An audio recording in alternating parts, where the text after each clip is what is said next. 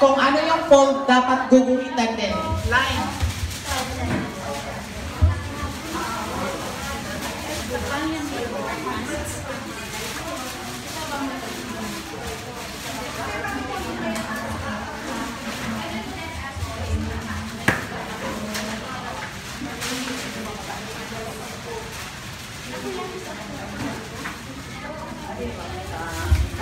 Ganyan po ang line natin. Ngayon, nag-fold tayo ng pattern. Then, yung fold, kailangan na natin guhitan. Pinold nyo, tapos bukahin. Yung pinaka-fold, lagyan nyo ng line na ganyan.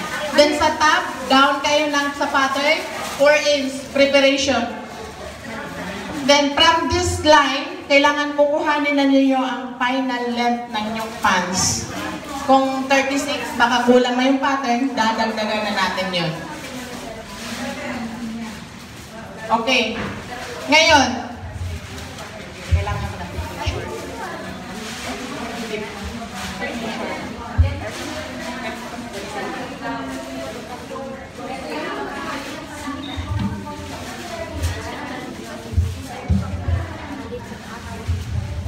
itong line na to, ito yung waistline.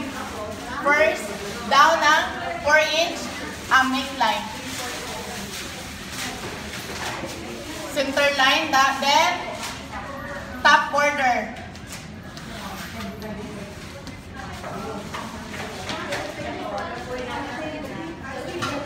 Then, kukuhanin na natin ang waistline. Ang waistline, ito yung top border.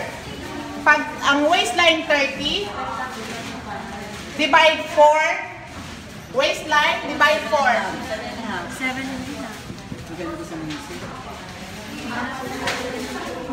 7 and a half. Ngayon, ang 7 and a half, kukuhanin pa natin ang half. 7 and a half, again, divide 2. Maging 3 and 3/4. Waist ko yung 30. Okay, pag 7 and a half, tingnan nyo, 7 and a half, yan na siya. Para makuha mo yung pinaka-line, kasi kahit itong line na to, ito yung sa slacks dito, di ba may kadalasan yung slack may line ito, para hindi siya tabingi. Careful po tayo dito sa line na to. So, sa 7 and a half divide 4, sa 30 divide 4, 7 and a half, then divide again ng half. So, magiging divide 2.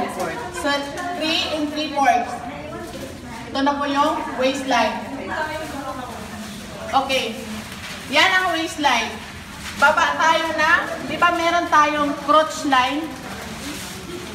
Crotch line natin is kadalasan minsan our 8. Magbubuhay tayo na.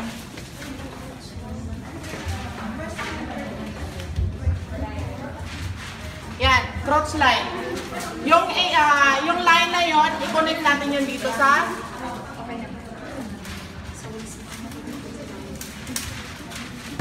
yan na siya.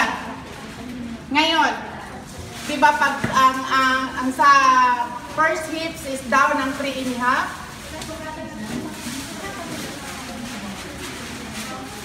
Second hips, 3 and a half ulit.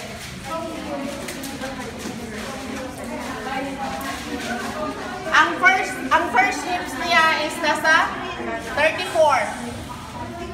Divide 4, ilan siya?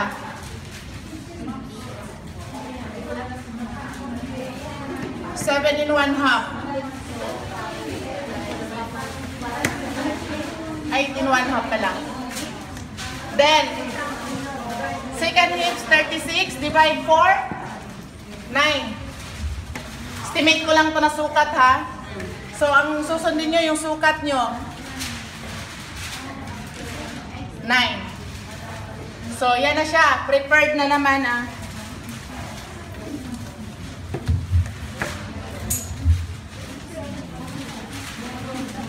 Okay.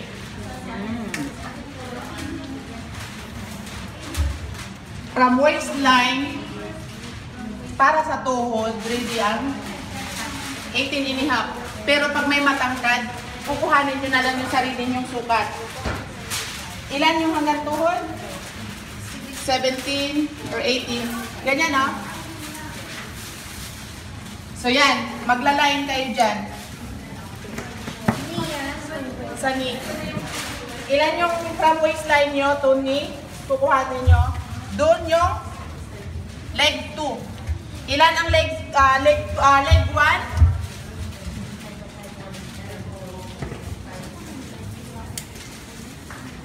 Ito, for us, first hip. To second hip. Itong line ng crotch line, ano siya? Ito na rin yung first leg.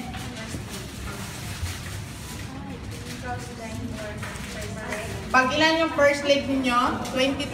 Pag 22, divide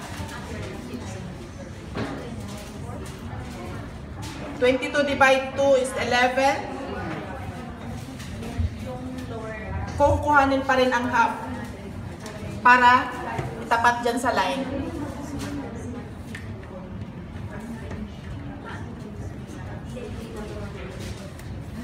Diba 11 dyan? Dito, tapat pa din siya. Kailangan yung first ang line nito ang magko-cover waistline. Cover siya sa line ng first leg, second leg, at saka third. Itong line na to, kailangan siya dyan. 11, second leg, example 18. Pag 18, 9, so 4.5. Divide 2 pa din siya. Then, kukuhanin pa rin ang half. Then, ang leg 3, example kung 30. 35 ang length.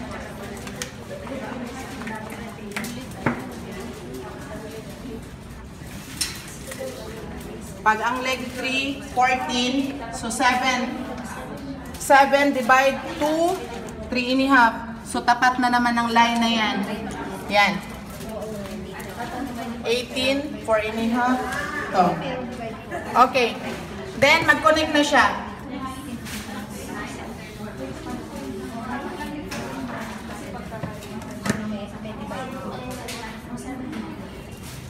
Ayan, patalo na siya.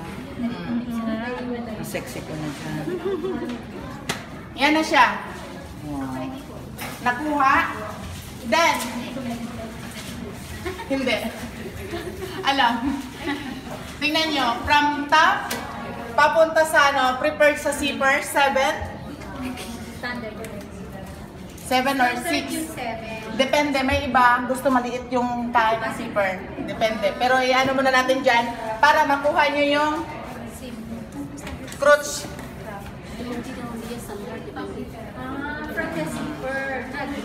Yan siya, ganyan siya. Pag from sa zipper, saka lang mag-letter J para makuha yan. Ngayon, yan yung front.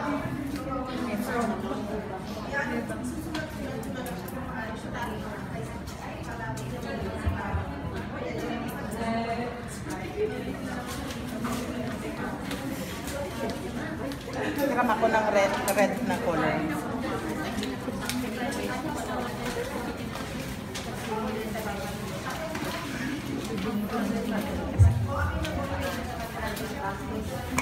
Okay. Pag mag-back na tayo, same lang na pattern.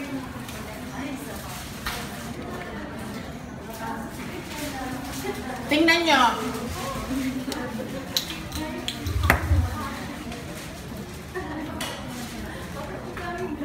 From dito, papasok tayo ng 2 inch. Aakyat ng 2 inch. Then, itong line na to, sa crotch line, a-adjust tayo ng 3/4. Pumasok tayo dito ng 2 inch, lalabas tayo dito ng 2 inch. Then, lalabas din tayo dito ng 3/4. Yan. So, ito 3/4 na rin yan pababa lahat. force from the approach line. Then, dito, again, 3/4 din. Lalabas din. 2 inch naman ang out niya dito.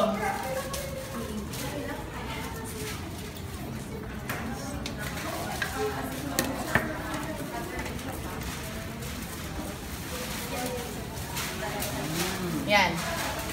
Ngayon, itong line na to, slide, aakyat. Tutuloy siya. Yung tapat na yan, ganyan. Ito na yung anong crotch ng back.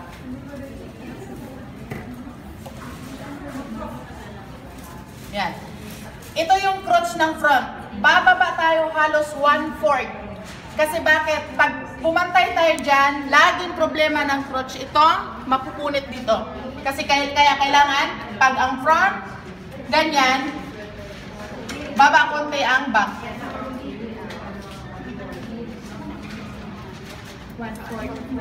1/4 siya. Kasi kadalasan ito ang napupunit. Yan.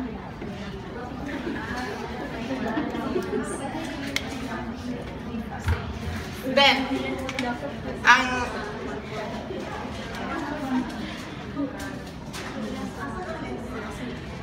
mild lang.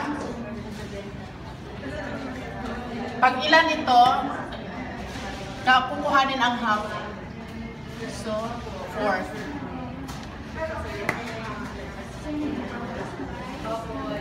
Down ng 5 inch. Ano, 4 inch.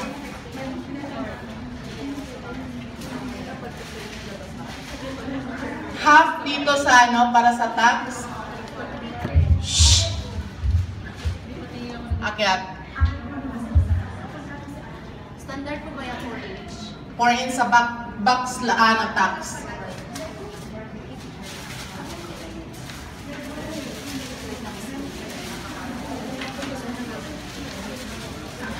Ngayon, ilan ang tags? Yun yung idadagdag natin dito. Ang tax niya, 1 3/4 plus 1 3/4. Yan na ang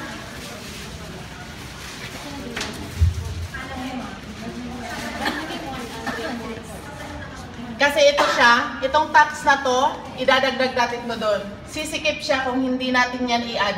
Kasi dito nag-out tayo dito, nag-in tayo ng 2 inch. Kailangan dito tayo mag-out dito ng 2 inch. Ngayon nag-tax tayo. Kaya kailangan yung tax na yan, i-add na naman natin sa out. Ng 1 in, 1 out. Tingnan mo. Kasi ito yung kailangan niyang ipalo. 1 in, 1 3/4. So yan yung idadagdag. 1 in 3/4. So, ang mangyayari, itong lahat ng guhit na black, yan yung front. Lahat yan. Itong guhit na red, yan yung back. Itong 4 inches dito, standard pa rin yan siya. Down ng 4 inch. Standard yan siya? Standard niya siya. Tapos yung difference doon, sa gitna, from here to here. Ang kinuha kasi yung half dito sa may black. Pero pag akyat mo doon, nag-iba na ang guhit, ang sukat. Naging 1 3/4. Naging 1 3/4. Dito sa black na to, dito ka kumuha ng half, and half. Yes. Nung ikinover mo papuntang top, lumaki na siya. Okay, susukat. Ah. Naging 1 3/4. Yun ang susukatin na yun ang i-add mo dito. Oh. So, ganyan ang weight.